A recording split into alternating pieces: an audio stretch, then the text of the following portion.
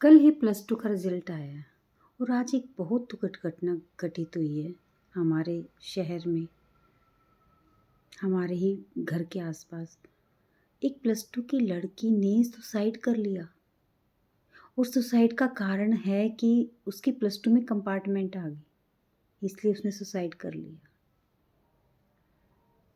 यह घटना हमें सोचने पर मजबूर कर रही है, क्या हम बच्चों को सही संस्कार दे पा रहे हैं?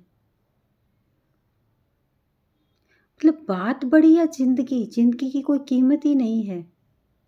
जीवन की कोई कीमत ही नहीं है।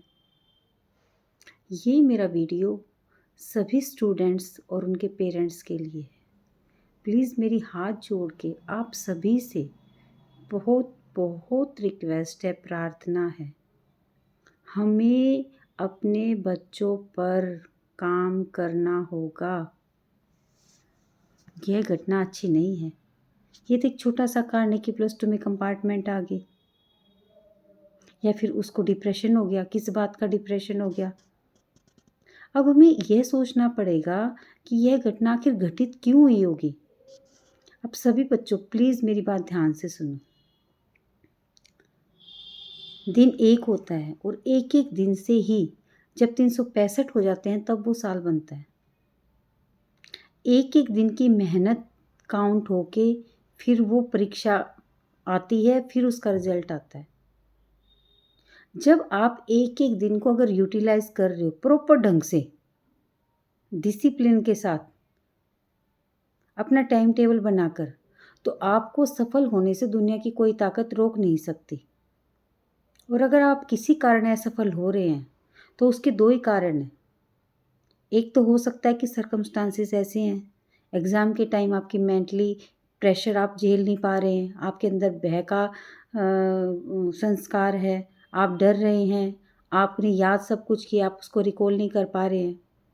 या फिर आपने पूरा साल थोड़ा थोड़ा करके कि कल कर लूँगी, कल कर लूँगा, कल कर लेंगे, आज नहीं करते, कल कर लेंगे, कल कल कल कल कल में काल आ जाता है, लेकिन कल कभी भी नहीं आता।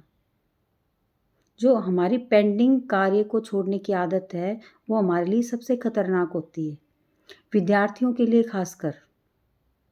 अगर आप अपना समय मोबाइल में इधर उधर फ्रेंड्स बनाने में, बॉयफ्रेंड्स बनाने में, गर्लफ्रेंड बनाने में ख़राब करोगे तो बच्चे आपका जीवन बहुत दुखदाई होने वाला है। ये तो कुछ भी नहीं है। अभी तो जीवन की आपकी शुरुआत ही नहीं हुई है और इस जीवन की शुरुआत में आप डिप्रेशन महसूस कर रहे हो। ये अच्छी बात नहीं है। हमें सोचना होगा। और मेरी सभी टीचर से प्लीज़, जो भी अगर मेरी वीडियो को देख रहे हैं, किसी भी शहर से देख रहे हैं, इंडिया के या विदेश के, देश के, कोई भी अगर इसको देख रहा है, कोई भी आंगनवाड़ी वर्कर अगर इसको देख रही है, तो हमें अपने छोटे छोटे बच्चों को सिखाना होगा। इसलिए मैं कहती हूँ, इसलिए बार बार प्लीज़ मैं वीडियो में डाल रही हूँ कि सुबह उठते ही उनसे खुद बुलवाओ कि मैं बहुत भाग्यवान हूँ, जो मैं पढ़ता हूँ या पढ़ती हूँ मुझे याद रहता है। अगर किसी बच्चे में डर का संस्कार है तो उसे बुलवाओ कि मैं बहुत निर्भय आत्मा हूँ, मुझ में बहुत आत्मविश्वास है, आई एम कॉन्फिडेंट। बार बार बुलवाओ उसे। क्योंकि कल भी मैंने बताया था कि जो नेगेटिव थॉट हम क्रिएट करते हैं वो हमारे अंदर नेगेटिव एनर्जी क्रिएट करते हैं, और वो एनर्जी जैसे ही यूनिवर्स को सेंड होती है हमारे साथ वैसी घटनाएं घटनी शुरू हो जाती है। गीता में भी कहा है, कर्मण्येवाधिकारस्ते माँ फलेषु कदाचन माँ कर्म फल हेतुर्भूमो ते संगोस्तु कर्मणि, कि हमारा कर्म पर अधिकार है, फल पर नहीं। मैं खुद अपने बच्चों को ये बात समझाती हूँ, देखो बेटा, तैयारी ऐसी करो कि आपके 100 में से 100 मार्क्स आए।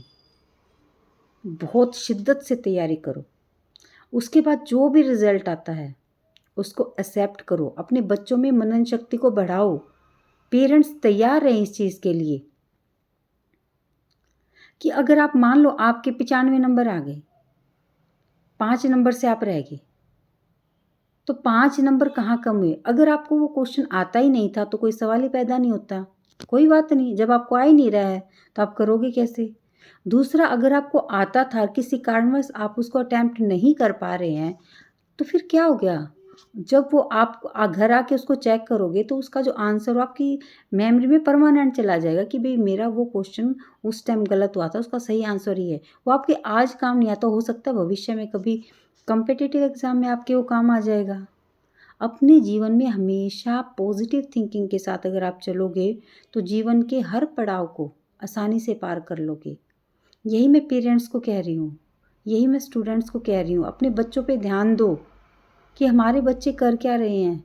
अगर हमने उनको अभी प्रेम नहीं दिया, अभी सहयोग नहीं दिया, जिन बच्चों को घर में अपनापन नहीं मिलता वो बच्चे बाहर कोशिश करते कि मैं अपने फ्रेंड से बनाऊंगी।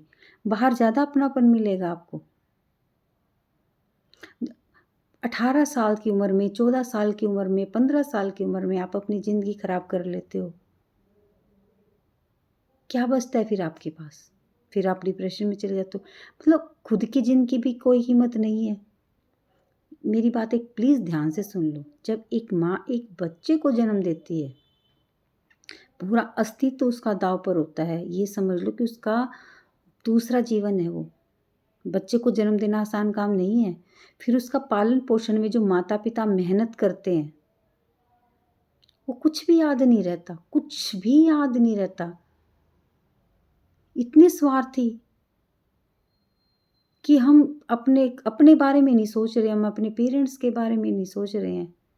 तो प्लीज़ सभी स्टूडेंट, चाहे वो किसी भी ग्रेड के हों, चाहे वो फर्स्ट ग्रेड का है, चाहे वो ग्रेजुएशन का है, चाहे वो एमएससी का है, चाहे वो पोस्ट ग्रेजुएशन का है, चाहे कोई पीएचडी कर रहा है, कोई भी स्टूडेंट है, किसी भी तरीके से अपने आप को अगर वो डिप्रेशन में लाता है, डिप्रेशन आपकी उन्नति कभी नहीं कर सकता। हर स्थिति में आपको अपने अंदर पॉजिटिविटी भरनी होगी, तभी सफलता मिलेगी। आप ये देखो पूरा दिन आप कितना वेस्ट कर रहे हो, कितना आप फ़ोन देख रहे हो, कितना आप इधर-उधर की बातें कर रहे हो। जैसी संगत वैसी रंगत। ये देखो कि मेरा संग कैसा है, मैं किस तरह की बातें देख कर रही हूँ या कर रहा हूँ। जब हम सबके साथ होते हैं तब नहीं, जब हम अकेले में होते हैं तब हमें यह सोचने क्या ज़रूरत होती है कि हमारा मन क्या करने को कर रहा है।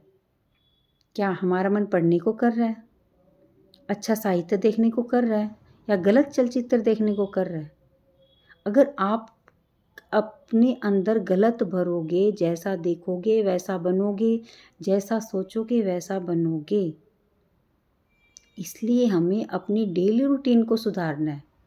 एक दिन की ज़िंदगी को सुधारना है। अगर हम एक दिन ढंग से जी लेते हैं, हर रोज़ की एक ज़िंदगी को ढंग से जी लेते हैं, तो हमारा जीवन बहुत खुशनुमा बन जाएगा। अपने जीवन का मूल्य ज़रूर पहचानना है सभी ने, नहीं तो ये हमारे लिए बहुत दुखदाई घटना है, बहुत ज़्यादा। आजकल कितने बच्चे होते हैं? 1 बच्चा या 2 बच्चे। अब सोचो उन पेरेंट्स पे क्या बीतेगी?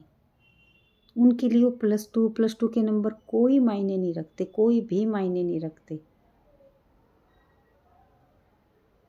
तो प्लीज़ मेरा हाथ जोड़ के सभी से नम्र निवेदन है, अगर आप अपने आप को डिप्रेस फ़ील कर रहे हैं, तो आप अपने टीचर से बात करें, मदर से बात करें, फादर से बात करें।